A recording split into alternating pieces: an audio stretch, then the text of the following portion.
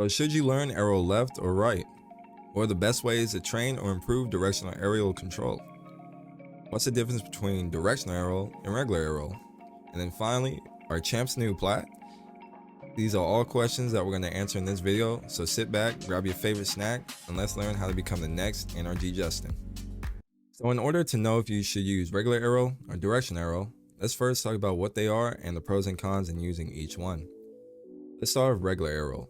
It takes two inputs to spin, your joystick and of course the arrow button. This means that if you want to spin using regular aerial, you will have to tilt your joystick while using it to spin in the air. The negative about this is you are forced to use both controls when spinning and will not let you have more control while you are in the air.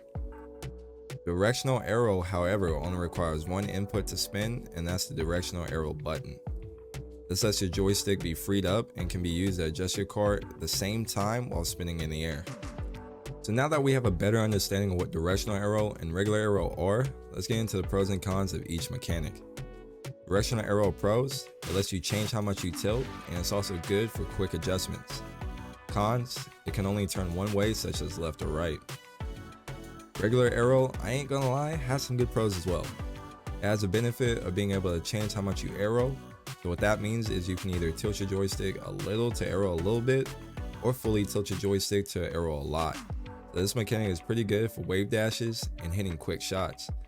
Only con I would say about this is you have to use both the joystick and button every time you want to spin, make an adjustment, stuff like that. It's funny, the beginning of this video was about if directional aerial or regular aerial is better, but the answer on which one you should use is not only one, it's both. Using directional aerial and regular aerial will give you the benefits that will allow you to have quick adjustments and added car control from both controls. Now, should you use aerial left and right too, since you're using regular aerial to have maximum control? No. Honestly, it's all about preference. Everybody's different. If you flip left, most of the time I would try aerial left out. If you like to flip right more, then aerial right would probably be the best start. You don't need both because regular aerial will easily fill in those gaps of the opposite direction. Listen guys, I'm going to tell you right now, this is the only way to perfect your car control, such as aero left or aero right, and that's practice. You're going to suck at this for a little bit, but if it was easy, then everyone would be SSL.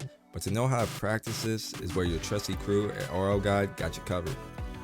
So first thing you're going to do is go to our description, join our Discord, and sign up on our website to get free, yes free, one-on-one coaching from our top coaches who have thousands of hours in the game. You don't have to steal your parents' credit card. It's literally free, so do that right now. Being coached is the fastest and best way to improve and rank up, so please don't be one of those little Timmies that are in plat and say you know everything about the game and don't need coaching. Trust me, you will see major improvements with our course.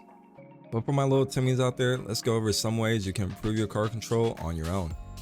We got Freestylers Playground, and that's free play. Go from goal to goal, just boosting in the air and get a good recovery coming back to the other goal. You can go as slow as you want or as fast as you want, but our goal here is to master car control. So find the speed in the middle and keep doing the exercise until you're comfortable with it. Next is do the same thing but upside down. This will help you learn to make adjustments in those awkward situations and become a better Rocket League player in no time. Next, we're going to add aero left or right, whichever you felt more comfortable with. And we're going to start going from goal to goal, holding down the directional aero button and trying to stay in the middle and getting a good recovery coming back. To slow down aero left or right, you're going to use a tornado spin. In order to do this, you're going to tilt your analog stick to the right if you're aero left, and the opposite, which is to the left, when using aero right. This helps you have a slower start to getting up in the air when using these directions and helps you create better control. Now, another map you can practice car control on is a pillars map. What you're going to do is do the same exercises as you would do in free play, but in a figure 8 on this map. This is for all players. Just look in your maps when choosing a free play map and look for the name pillars. This is another good way of practicing basic car control from beginning all the way to advanced. And it really does help because you have to adjust your car pretty quick and do it in the nick of time. But alright guys, I hope you enjoyed the video. Hope y'all learned something on today's topic of how to master aero. Don't forget to like the video, subscribe if you're new to get all the best tips out there in Rocket League, and we can't wait to see y'all next time in our next RL Guide video. It's your boy Boxule. And I'll see y'all guys next time. I'm out. Peace.